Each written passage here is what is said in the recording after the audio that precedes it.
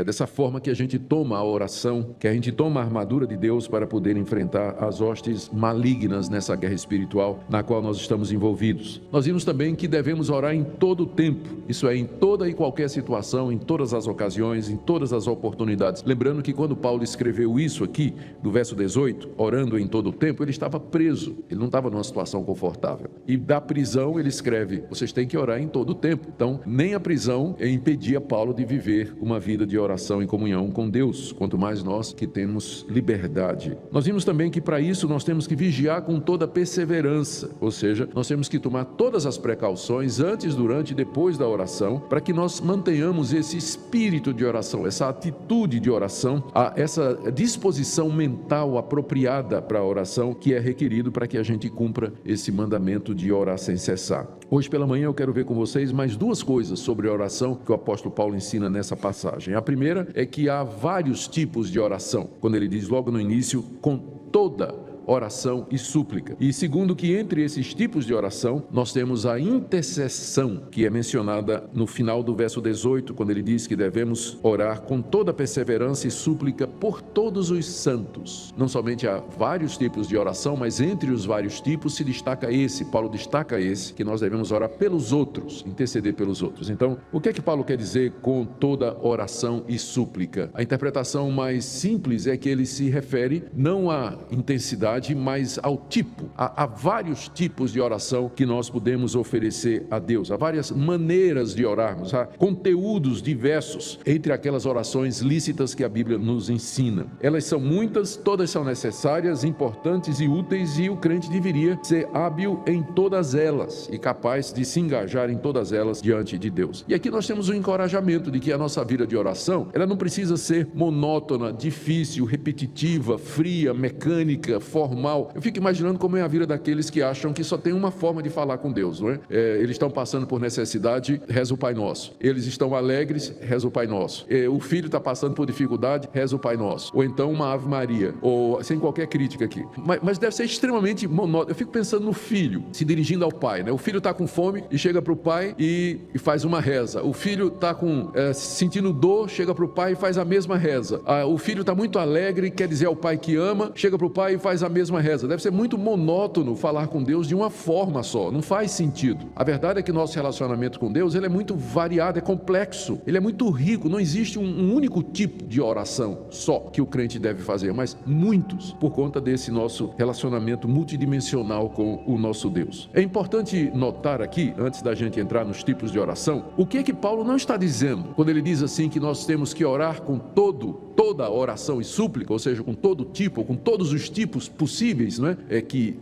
De oração. Nós devemos entender que ele não está dizendo que nós podemos inventar forma de oração e que qualquer forma de oração é agradável a Deus. Na verdade, quando ele diz toda oração e súplica, ele está se referindo àquelas formas de oração que a Bíblia prescreve. Nós não podemos inventar formas de orar a Deus, criar do nada alguma maneira de nos aproximar do Todo-Poderoso. Paulo não está dizendo, então, com toda oração e súplica, que Deus aceita todo tipo de oração, desde que haja sinceridade, porque tem pessoas que acham isso, não é? Que se eles são sinceros, não é? No coração, se parte do fundo do coração e se é sincero, Deus aceita todo tipo de oração. Não é isso que Paulo está dizendo, porque Deus, por exemplo, não aceita vãs repetições. Jesus Cristo deixou isso muito claro. Deus não aceita vãs repetições. Ele não aceita palavras ocas. Ele não aceita orações que são feitas aos santos, feitas a Maria. Ele não aceita que nós oremos na mediação de Maria e dos santos. Ele não aceita oração aos mortos. Ele não aceita oração pelos mortos. Ele não aceita que nós falemos com os anjos, que nós nos comuniquemos com os mortos. Ou seja, há várias formas de oração proibidas na Bíblia. Então, quando Paulo diz com toda oração, ele está se referindo àquelas formas lícitas de oração que a Bíblia prescreve, porque nós não podemos inventar ou sair por aí usando qualquer tipo de oração, pensando que basta sermos sinceros e honestos e que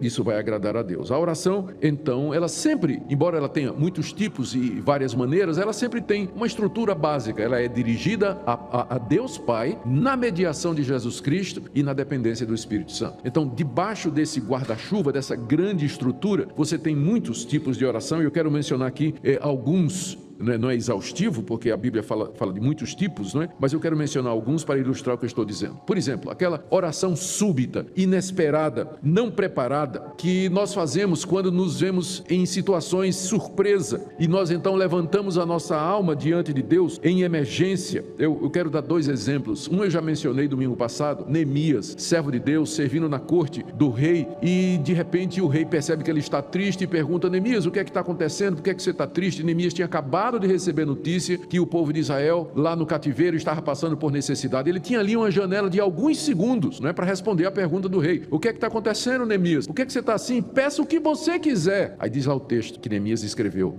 então orei ao Deus do céu. A oração deve ter sido assim: Senhor, eu não estava esperando isso que o rei está dizendo. O que é que eu digo? O que é que eu faço? Me dá sabedoria, me dá as palavras corretas. Então, esse tipo de oração que a gente chama de impromptu, não é?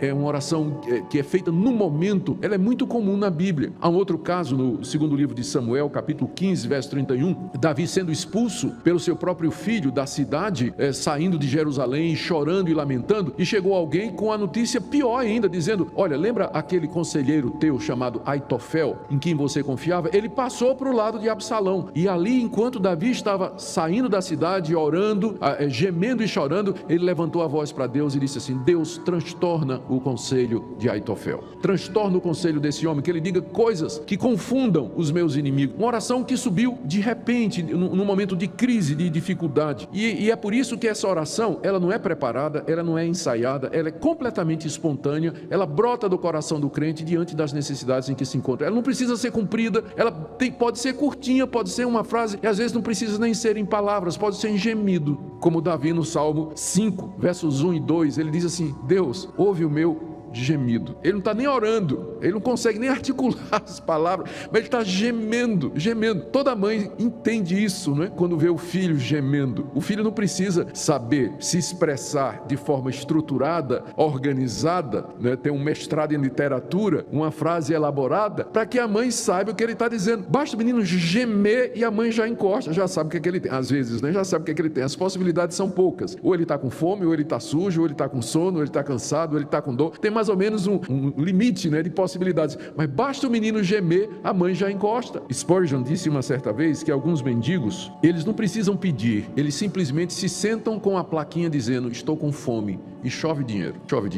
Então é esse tipo de oração que eu me refiro, em que nós simplesmente nos apresentamos diante de Deus na nossa necessidade, na nossa angústia, nós não sabemos o que dizer, nós não conseguimos fazer longas orações, e às vezes simplesmente só conseguimos gemer diante de Deus. É uma oração perfeitamente válida e está dentro das orações que a palavra de Deus nos recomenda. Em segundo lugar, em oposição, há aquela oração preparada, estruturada, para a qual nós planejamos um horário do dia e que nós fazemos regularmente, como por exemplo os judeus, que durante 3 vezes ao dia eles subiam ao templo para orar, e ali então havia toda uma oração elaborada. O material rabínico do século IV, preservado no Talmud, que é o livro sagrado dos judeus, ele contém vários modelos de oração que os judeus provavelmente usavam na época de Jesus e que era feita no templo quando eles subiam. Uma delas é o Yalamedeno Rabeno, que significa em hebraico que o nosso mestre nos ensine, e aí eles começavam uma invocação a Deus para que Deus desse iluminação na leitura da Bíblia. Era toda uma oração preparada. Isso também é um método válido de oração, que o crente tenha uma estrutura, ele tem um momento durante o dia em que ele reserva para Deus e que naquele momento ele se dirige a Deus de maneira estruturada. E nós já temos um modelo, inclusive, que Jesus deixou. Ele disse: quando orardes, dizei,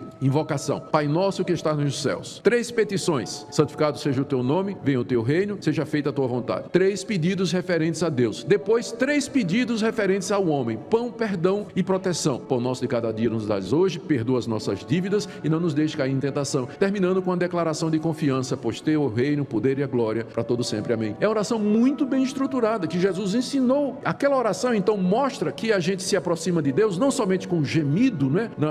Na força do momento, ou movido por uma circunstância difícil, mas que a gente deve separar um dia, a gente deve separar um horário durante o dia em que a gente possa sentar diante de Deus e, de maneira clara, estruturada, preparada, apresentar diante dele as nossas orações, seguindo o modelo do Pai Nosso ou outro modelo que permita que a gente se aproxime de Deus de maneira organizada. Em terceiro lugar, a oração em secreto, para a qual o Senhor Jesus nos orienta em Mateus 6, de 5 a 6, combatendo combatendo a hipocrisia dos fariseus, porque os fariseus gostavam de orar em praça pública, diante dos homens para serem considerados como santos, Jesus disse: você quando orar, você entra no seu quarto, tranca a porta e fala com seu pai que está em secreto, e o teu pai que vê em segredo, ele haverá de te responder. É claro que Jesus não está dizendo que Deus só vai atender a oração em secreto, mas ele está recomendando a oração em secreto, em oposição à ostentação e à tentativa de parecermos piedosos aos homens, porque o que interessa na oração não é o que é que os homens vão pensar de mim, mas o meu Deus que está no céu e que está me ouvindo. Então, tirar um tempo para ficar sozinho com Deus é outra forma de oração que a Bíblia nos recomenda, e nós temos vários exemplos disso na Escritura, e o mais conhecido de todos é o próprio Senhor Jesus, que constantemente, mesmo no meio do ministério intenso que ele desenvolvia, ele se retirava, diz o texto lá nos Evangelhos, ele se retirava para lugares solitários e ali